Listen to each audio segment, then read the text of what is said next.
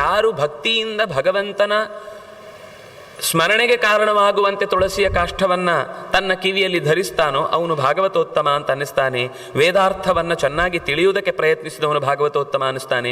ಶಿವಪ್ರಿಯಾ ಶಿವಾಸಕ್ತಾ ಶಿವಪಾದಾರ್ಚನೆ ರಥಾ, ಭಗವಂತನನ್ನು ಮೆಚ್ಚಿಸುವ ಭರದಲ್ಲಿ ಉಳಿದ ದೇವತೆಗಳನ್ನು ನಿರ್ಲಕ್ಷ್ಯ ಮಾಡಿದ ಅಂದರೆ ಅವನು ಭಾಗವತೋತ್ತಮ ಅಲ್ಲ ಅಂದರು.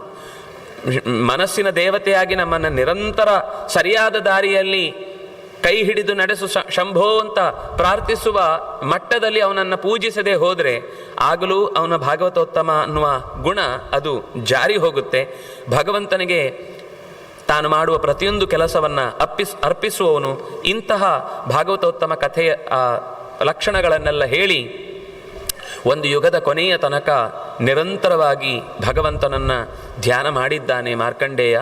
ಮಾಡಿ ನಿರಂತರ ಮೈತ್ರ ಎಲ್ಲ ಪ್ರಾಣಿ ಪಕ್ಷಿಗಳಿಗೂ ಪ್ರೀತಿ ಉಳ್ಳವನಾಗಿ ಮಾರ್ಕಂಡೇಯೋ ಮಹಾಭಾಗ ಹರಿಭಕ್ತಿರತಃ ಸದಾ ಚಚಾರ ಪರಮಂ ಧರ್ಮಂ ಈಜೇ ಚ ವಿಧಿವನ್ಮಖೈ, ಯಜ್ಞಯಾಗಾದಿಗಳನ್ನು ನಡೆಸಿದ್ದಾನೆ.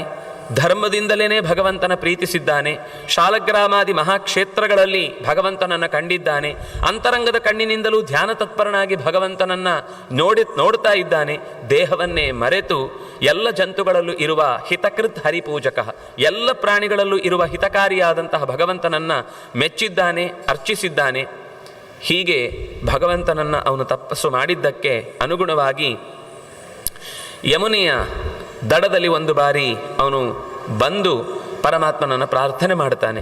ಸ್ಮೃತಾರ್ತಿ ನಾಶಿನಿ ಗಂಗಾ ನದೀನಾಂ ಪ್ರವರ, ಈ ಯಮುನೆ, ಗಂಗೆ ಮತ್ತು ಸರಸ್ವತಿ ಸೇರುವ ಜಾಗದಲ್ಲಿ ಬಂದು ಭಗವಂತನನ್ನು ಪ್ರಾರ್ಥಿಸಿ ಪ್ರಯಾಗ ಕ್ಷೇತ್ರದ ವಿಶಿಷ್ಟವಾದಂತಹ ತೀರ್ಥದಲ್ಲಿ ಮಿಂದು ಕೇಳಿಕೊಂಡಿದ್ದಾನೆ.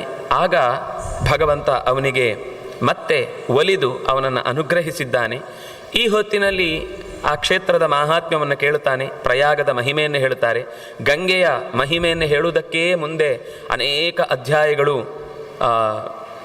ಎಷ್ಟು ಹೇಳಿದರೂ ಅವರಿಗೆ ಸಾಕಾಗುವುದಿಲ್ಲ.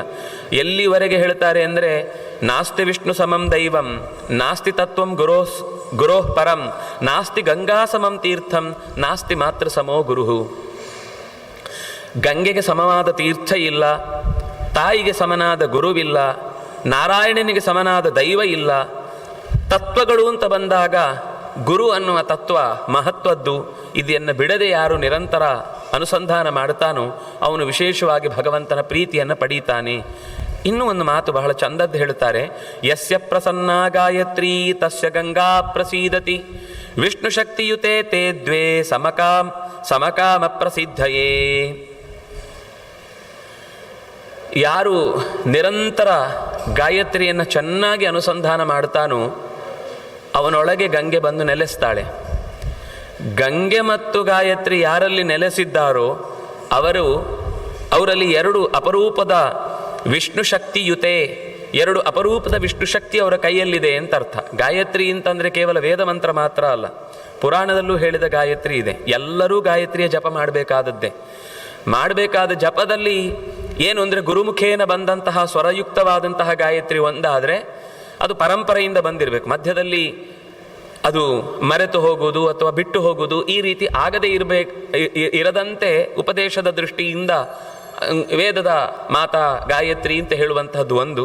ಪುರಾಣದಲ್ಲಿ ವ್ಯಾಸರೇ ವೇದ ಮಂತ್ರ, ಒಂದು ದೃಷ್ಟಿಯಿಂದ ಯೋಚನೆ ಮಾಡಿದರೆ ವೇದದ ಮಂತ್ರ ಅಂತ ಅನ್ನೋದು ಸಹಜವಾಗಿ ಶಬ್ದದ ನಿತ್ಯವಚನ. ಅದು ವ್ಯಾಸರು ಪರಮಾತ್ಮನೇ ಸ್ವತಃ ವೇದದ ಸಾರಭೂತವಾದ ಸಕಲ ಅಂಶಗಳನ್ನು ತೆರೆದು ಇದು ದೇವರಿಂದ ನಿರ್ಮಾಣ ಆದದ್ದಲ್ಲ.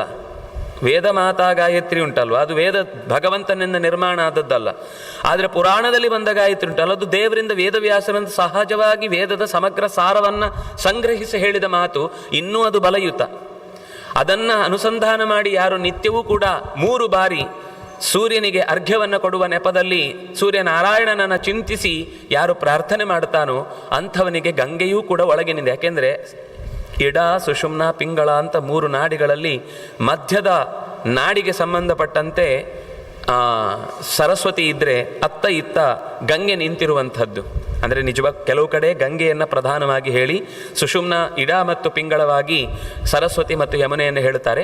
ಅದು ಗಂಗೆಯೇ ಪ್ರಧಾನ. ಸರಸ್ವತಿ ಅಂತ ಅನ್ನೋದು ದೇವತಾ ದೃಷ್ಟಿಯಿಂದ ದೊಡ್ಡವಳಾಗಿದ್ದರೂ ಕೂಡ ನದಿಯ ದೃಷ್ಟಿಯಿಂದ ಸರಸ್ವತಿ ಅಂತ ಒಬ್ಬಳು ಪ್ರತ್ಯೇಕ ದೇವತೆಯು ಇದ್ದಾಳೆ. ಹಾಗಾಗಿ ಯಮುನಾ ಮತ್ತು ಸರಸ್ವತಿಯರ ನಡುವೆ ಇರುವಂತಹ ಸುಷುಮ್ನೆ ಗಂಗೆಯಾಗಿ ಹರಿದು ಧ್ಯಾನಕ್ಕೆ ಹೆಚ್ಚು ಗೋಚರಳಾಗುವುದಕ್ಕೆ ಕಾರಣ ಶಕ್ತಿ ಎನಿಸಿ ಗಾಯತ್ರಿಯಿಂದ ಅವನಿಗೆ ಒಲಿತಾಳೆ. ಈ ವಿಷ್ಣುವಿನ 2 ಶಕ್ತಿ ಅವನ ಕೈಯಲ್ಲಿದೆ ಅಂತ ಅರ್ಥ.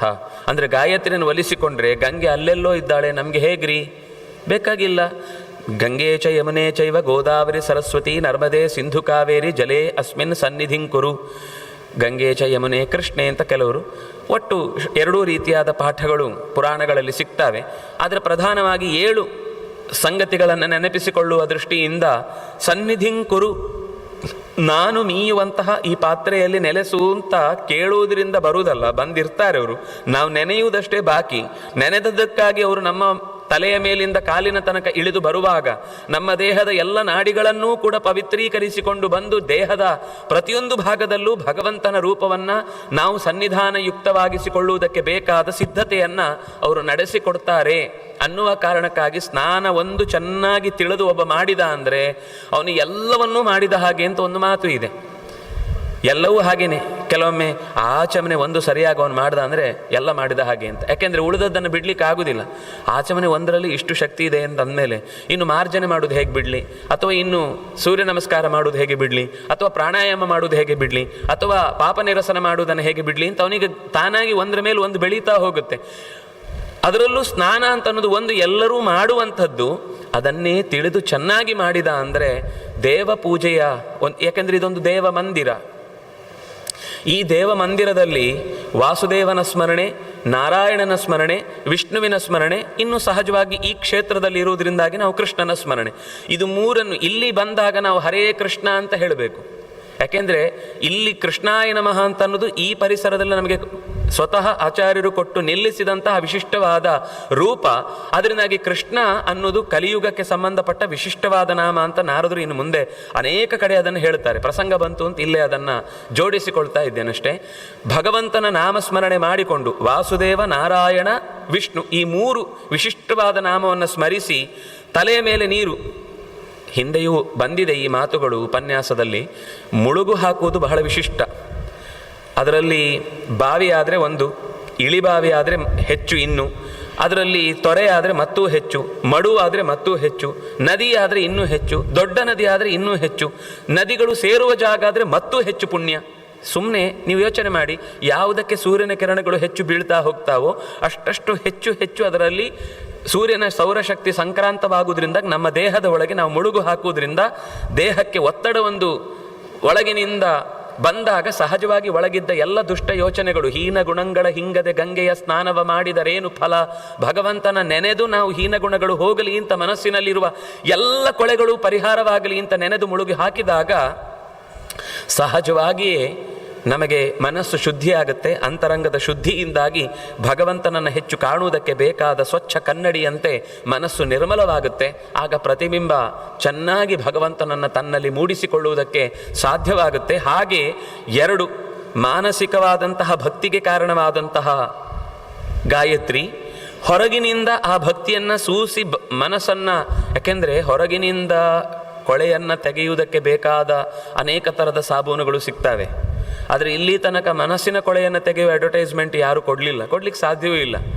ಆದರೆ ಪುರಾಣಕಾರರಿಗೆ ಅದು ಚೆನ್ನಾಗಿ ಗೊತ್ತಿದೆ. ನಿನ್ನ ಮನದ ಕೊಳೆ ಹೋಗಬೇಕು, ಚೆನ್ನಾಗಿ ಗಂಗೆಯನ್ನು ನೆನೆದು ಎಲ್ಲಿ ಸಿಗುತ್ತೋ ಅದಕ್ಕೆ ಕಾರ್ತಿಕ ಸ್ನಾನ, ಬೇರೆ ಬೇರೆ ಕಾಲದಲ್ಲಿ ವಿಶಿಷ್ಟವಾದ ಸಮಯವನ್ನು ಹೇಳಿ ಸ್ನಾನ ಮಾಡಬೇಕು ಅಂತ ಹೇಳುವಂಥದ್ದು. ಕೊನೆಗೆ ನಮಗೆ ಅದನ್ನು ಅವಕಾಶ ಆಗಲಿಲ್ಲ ಅಂದರೆ ನಾವು ಉಪಯೋಗಿಸುವಂತಹ ಪಾತ್ರೆಯಲ್ಲಿಯೇ ನೀರನ್ನು ತುಂಬಿ ಅದರಲ್ಲಿ ನೆನೆದು ತಲೆಯ ಮೇಲೆ ಜೋರಾಗಿ ಹಾಕಿಕೊಳ್ಳುವಾಗ ಭಗವಂತನ 3 ರೂಪವನ್ನು ಸ್ಮರಣೆ ಮಾಡಿ ನಾವು ಮಿಂದೆವು ಅಂದರೆ ಭಗವಂತ ಹೃದ್ಗತನಾಗಿ ನೆಲೆಸಿದವನಿಗೆ ಅಭಿಷೇಕ ಇದು ಅಂತ ಭಾವಿಸಿ ಈ ಮನೆಯ ಎಲ್ಲ ಕೊಳೆಯನ್ನು ತೊಳೆಯುವುದರ ಮೂಲಕ ದೇವರ ಮನೆಯನ್ನು ಶುದ್ಧಗೊಳಿಸ್ತಾ ಇದ್ದೇನೆ ಅಂತ ಮಿಂದರೆ ಮನೋಭಿಲಾಷಂ ಕುರುತೆ, ಅವನ ಎಲ್ಲ ಮನದ ಬಯಕೆಗಳು ಕೂಡ ಈಡೇರುತ್ತೆ. ಹೀಗೆ ಮನುಷ್ಯನ ಸ್ಥಾನಮಾನ ಅಂತ ಅನ್ನೋದನ್ನು ಪಡ್ಕೊಳ್ಳಿಕ್ಕೆ ಸುಲಭದ ಅನೇಕ ದಾರಿಗಳನ್ನು ಹಾಕಿಕೊಟ್ಟಿದ್ದಾರೆ ಅಂತ ಹೀಗೆ ಹೇಳಿ, ಅಂತೂ ಮಾರ್ಕಂಡೇಯ ವಿಶಿಷ್ಟವಾಗಿ ಭಗವಂತನನ್ನು ಕಂಡು ಅನುಗ್ರಹೀತನಾಗಿ ದೀರ್ಘಕಾಲ ಬಾಳಪ್ಪ ಅಂತ ಅವನನ್ನು ಆಶೀರ್ವದಿಸಿದ.